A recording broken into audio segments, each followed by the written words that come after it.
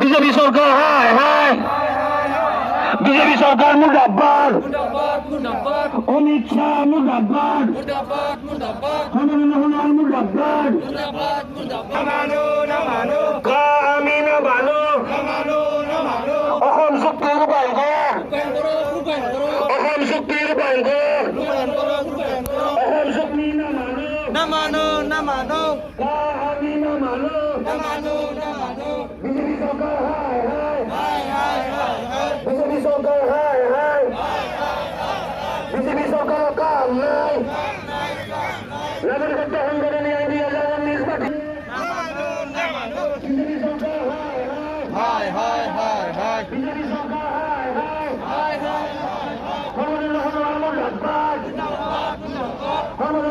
অসম ছাত্ৰ সন্থা আৰু 30 জনগোষ্ঠীয় সংগঠনৰ আহ্বানত সদৌ চিৰাং জিলা ছাত্ৰ সন্থা সূত্ৰধৰ যুৱ ছাত্ৰ সন্থা চিৰাং জিলা সমিতি আৰু গৰিয়ামৰীয়া চিৰাং জিলা সমিতিৰ উদ্যোগত আজি আমি 4টা বিষয় লৈ ইয়াতে আজি মানৱ শৃংখল কাৰ্যসূচী ৰূপায়ণ কৰিছোঁ। সেইকেইটা হ'ল কা, তাৰপিছত ইয়ায়ে 6 নং দফা প্ৰতিবেদন আৰু বাগজানৰ যি ক্ষতিগ্ৰস্ত, এই 4টা বিষয়ক লৈ আমি কাৰ্যসূচী ৰূপায়ণ কৰিছোঁ। প্ৰথম কথা হ'ল কি যে আমাৰ যি কোভিড-19 যি আমাৰ সমগ্ৰ বিশ্বতে কোভিড-19 মহামাৰী চলি আছে, এই মহামাৰী চলি থকাৰ কাৰণে আমাৰ যি আমাৰ কা বিৰোধী আন্দোলন, সেই কা বিৰোধী আন্দোলনটো স্থগিত আছিলে। এতিয়া যিহেতু ইয়াৰ কিছু পৰিমাণে হাম কাটিছে আৰু আমি ছ'চিয়েল ডিষ্টেঞ্চ বজাই ৰাখি আজি যি স্বাস্থ্যসন্মত নীতি নিৰ্দেশনা আছে সেইবিলাক আমি বজাই ৰাখি আমি আজি সকলোৱে কা বিৰোধী আন্দোলন কৰি ইয়াই বাতিল কৰাৰ দাবীত আন্দোলন কৰি আমি সকলোৱে একত্ৰিত হৈছোঁ যে বিজেপি চৰকাৰে এই কাখন বলপূৰ্বকভাৱে অসমত জনতাক জাপি দিছে। অসমৰ জনতাই বিজেপি চৰকাৰক কিয় ভোট দিছিলে? যাতে তেওঁলোকে অসমৰ জনতাৰ কাৰণে কাম কৰে, কিন্তু তেওঁলোকে সম্পূৰ্ণ ওলোটা স্থিতি গ্ৰহণ কৰি তেওঁলোকে কা নামৰ আইনখন জাপিহে দিছে, য'ত 2014 চনৰ 31 ডিচেম্বৰ পৰ্যন্ত বাংলাদেশীত ৰক্ষণাবেক্ষণ দিব। গতিকে ই অসম চুক্তিক উলংঘা কৰা অসাংবিধানিক বাংলাদেশীক ৰক্ষণাবেক্ষণ দিয়া আইন অসমৰ জনতাই অসমৰ ৰাইজে কোনোদিন গ্ৰহণ নকৰে, এই কথা স্পষ্ট। আপোনালোকে দেখিছে সমগ্ৰ অসমতে আন্দোলন হৈ আছে আৰু হ'ব। গতিকে আমি কা বাতিল কৰাৰ কাৰণে আমি দাবী জনালোঁ আৰু ইয়াৰ লগে লগে EIA যি 2020 খচৰা এখন প্ৰকাশ কৰিছে, আমি তাৰো তীব্ৰ বিৰোধিতা কৰিছোঁ ছাত্ৰ সন্থাই। কাৰণ কিয় যে এই আইনৰ জৰিয়তে দি, এই খচৰাৰ জৰিয়তে দি কি হ'ব যে আমাৰ অসমৰ তথা নৰ্থ ইষ্টৰ যি জৈৱ বৈচিত্ৰ্য আছে চিৰদিনৰ কাৰণে ধ্বংস কৰাৰ এটা ষড়যন্ত্ৰ ৰচিছে আৰু আমাৰ যি ভৌগোলিক অখণ্ডতা আছে এই ভৌগোলিক অখণ্ডতা বিনষ্ট কৰাৰ এক ষড়যন্ত্ৰ ৰচনা কৰিছে। তৃতীয়তে হ'ল কি আমি 6 নং দফাৰ যিটো প্ৰতিবেদন, আপোনালোকে সকলোৱে জানে যে 6 নং দফা কাৰ্যকৰীকৰণৰ কাৰণে কি কৰিছিলে, এখন সমিতি উচ্চস্তৰীয় সমিতি গঠন কৰি দিছিলে। আজি 7 মাহ উকলি গ'ল দিছপুৰত জমা দিয়া এই প্ৰতিবেদন, এই প্ৰতিবেদনখন কিন্তু দিছপুৰতে পৰি আছে। আজি পৰ্যন্ত দিল্লীত নিবলৈ তেওঁলোকে সাহস নকৰিলে বা দিল্লীত নিয়া নহ'ল। গতিকে এই যি বিজেপি চৰকাৰে প্ৰতাৰণা কৰি আছে, আমি চুপ হৈ নাথাকোঁ, এই কথা স্পষ্ট। তাৰ লগে লগে যি বাগজানৰ যি ক্ষতিগ্ৰস্ত লোকসকল আছে, সেই ক্ষতিগ্ৰস্ত লোকসকলক সংস্থাপন তথা সাহায্য দিয়াৰ কাৰণে আমি আজি আন্দোলন কাৰ্যসূচী ৰূপায়ণ কৰিছোঁ। গতিকে বিজেপি চৰকাৰৰ যি প্ৰতাৰণা, সেই প্ৰতাৰণা কৰা আৰু সহ্য নহ'ব।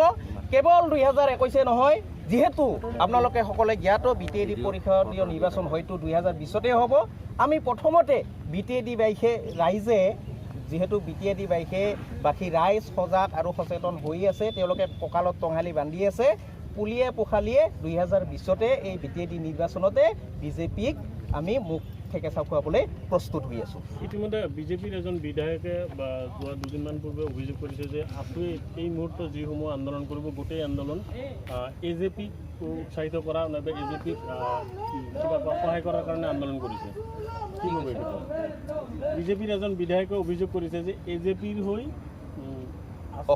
আন্দোলন কাৰ্যসূচী চলাই গৈছে, AJPক সহায়ৰ বাবে। AJP নাই, সেইটো নহয়। কাৰণ কিয় আপোনালোকে সকলোৱে জ্ঞাত যে আগতে যেতিয়া অসম চুক্তি হৈছিল, অসম চুক্তিত 855 জন শ্বহীদৰ কেঁচা তেজৰ বিনিময়ত অসম চুক্তি ৰূপায়ণ হৈছিল আৰু অসম গণ পৰিষদ নামেৰে এটা দল গঠন হৈছিল। কিন্তু এই অসম গণ পৰিষদে ৰাইজক যিটো প্ৰতাৰণা কৰিলে আমি যেতিয়া কা আন্দোলন কৰি আছিলোঁ, কা আন্দোলন কৰি থকা সময়ত ৰাইজে বিভিন্ন ধৰণৰ কথা উত্থাপন কৰিছিল আৰু এটা বিকল্প ৰাজনৈতিক দলৰ কথা কৈছিল তেখেতসকলে। গতিকে ৰাইজৰ কথা মতে যিহেতু ছাত্ৰ সংগঠন সদৌ অসম ছাত্ৰ সন্থাৰ অভিভাৱক হ'ল অসমৰ ৰাইজ, ঠিক তেনেকৈ চিৰাং জিলা ছাত্ৰ সন্থাৰ অভিভাৱক হৈছে চিৰাংবাসী ৰাইজৰ কথা মতে সদৌ অসম ছাত্ৰ সন্থা আৰু AJYCP পোষকতা কৰা এইটো দলহে।